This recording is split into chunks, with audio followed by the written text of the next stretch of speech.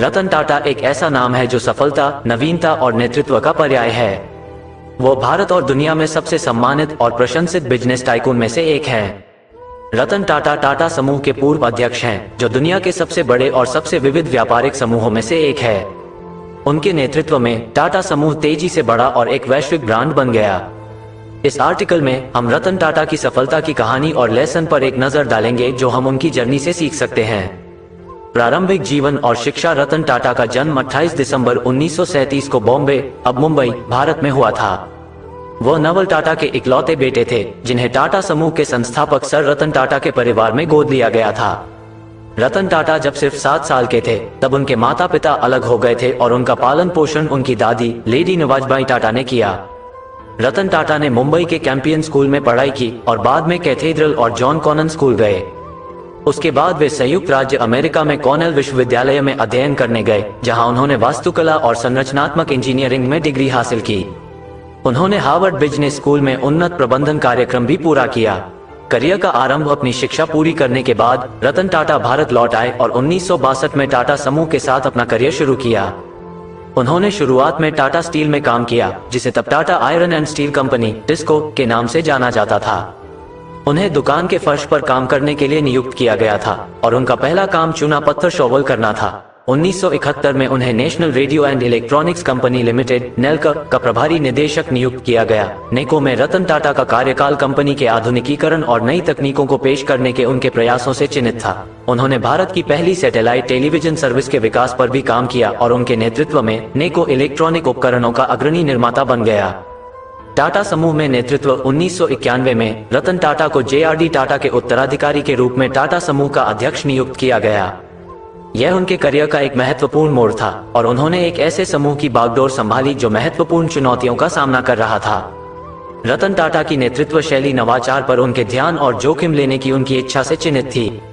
अध्यक्ष के रूप में रतन टाटा के पहले प्रमुख निर्णयों में से एक 2008 में ब्रिटिश वाहन निर्माता जगुआर लैंड रोवर JLR का अधिग्रहण करना था। यह एक जोखिम भरा कदम था, क्योंकि JLR उस समय एक संघर्षरत कंपनी थी, लेकिन रतन टाटा का मानना था कि अधिग्रहण टाटा समूह को एक वैश्विक ब्रांड बनने में मदद करें।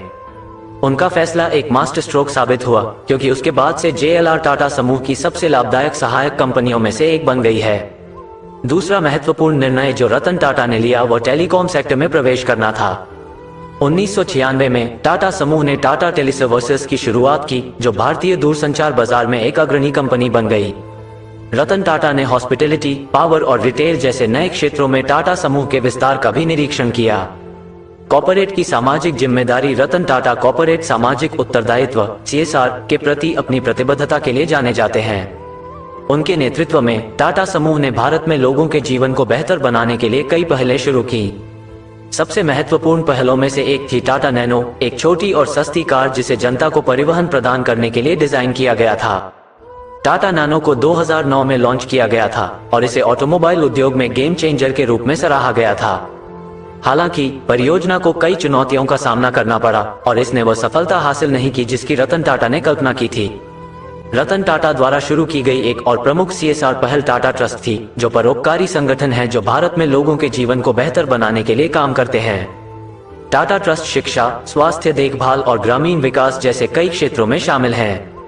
रतन टाटा पर्यावरणीय स्थिरता के मुखर हिमायती भी रहे हैं और टाटा समूह ने अपने कार्बन फुटप्रिंट को कम करने के लिए कई पहलें लागू की हैं। लेगेसी। रतन टाटा 21 साल के सफल कार्यकाल के बाद 2012 में टाटा समूह के अध्यक्ष के रूप में सेवानिवृत्त हुए। उनके नेतृत्व में टाटा समूह $2 अरब की कंपनी से बढ़कर $100 अरब का समूह बन गया। आज टाटा समूह 100 से अधिक देशों में संचालन के साथ दुनिया के सबसे बड़े और सबसे विविध व्यापार समूहों में से एक है। रतन टाटा की विरासत उनकी व्यावसायिक उपलब्धियों से कहीं आगे तक फैली हुई है। उन्हें उनके परोपकारी कार्यों के लिए जाना जाता है और उन्हें समाज में उनके योगदान के लिए कई पुरस्कार और सम्मान प्राप्त हुए हैं। 2008 में उन्हें भारत में दूसरे सर्वोच्च नागरिक पुरस्कार पद्म विभूषण से सम्मानित किया गया था और 2014 में उन्हें UK भारत संबंधों के लिए उनकी सेवाओं के लिए Knight Grand Cross of the Order of the British Empire GBE से सम्मानित किया गया था। रतन टाटा की सफलता की कहानी से सीख। रतन टाटा की सफलता की कहानी कई सबक देती है जिन्हें व्यवसाय और जीवन में सामान्य रूप से लागू किया जा सकता है। इनोवेशन पर फोकस। रतन टाटा की सफलता का श्रेय इनोवेशन पर उनके फोकस को दिया जा सकता है। वो हमेशा अपने व्यवसायों को बेहतर बनाने के लिए नए विचारों और तरीकों की तलाश में रहते थे। इस मानसिकता ने उन्हें प्रतिस्पर्धा से आगे रहने और नए बाजार बनाने में मदद की। तक रिस्क। रतन टाटा जोखिम लेने से नहीं डरते थे, लेकिन उन्होंने हमेशा सावधानीपूर्वक विचार करने के बाद ऐसा किया। JLR को हासिल करने का उनका फैसला एक सोचा समझा जोखिम था और इसने बड़े पैमाने पर भुगतान किया। परिवर्तन को गले लगाओ। रतन टाटा हमेशा परिवर्तन के लिए खुले थे और नई परिस्थितियों के अनुकूल होने के लिए तैयार थे। इससे उन्हें तेजी से बदलते कारोबारी माहौल में प्रासंगिक बने रहने में मदद मिली। CSR के लिए कमिटेड। रतन टाटा का मानना था कि जिस समुदाय में वे काम करते हैं वहां लोगों के जीवन को बेहतर बनाना व्यवसायों की जिम्मेदारी है। CSR के प्रति उनकी प्रतिबद्धता ने टाटा ब्रांड को बनाने और दुनिया भर के लोगों का सम्मान अर्जित करने में मदद की है। ये भी जाने अब्दुल कलाम की सफलता की कहानी। निष्कर्ष, रतन टाटा की सफलता की कहानी दुनिया भर के उद्यमियों और बिजनेस लीडर्स के लिए एक प्रेरणा है।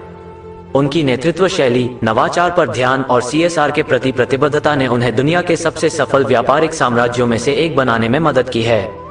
रतन टाटा की विरासत उनकी व्यावसायिक उपलब्धियों से परे फैली हुई है और उनके परोपकारी कार्यों ने समाज पर महत्वपूर्ण प्रभाव डाला है। उनकी सफलता की कहानी कई मूल्यवान सबक प्रदान करती है जिन्हें व्यवसाय और जीवन में सामान्य रूप से लागू किया जा सकता है। उम्मीद है आप रतन टाटा के जीवन से भरपूर सीख लेकर अपने जीवन में उतरेंगे और अपने सपनों को पूरा करेंगे। अगर आपका कोई सवाल या सुझाव बेझिझक कमेंट करें।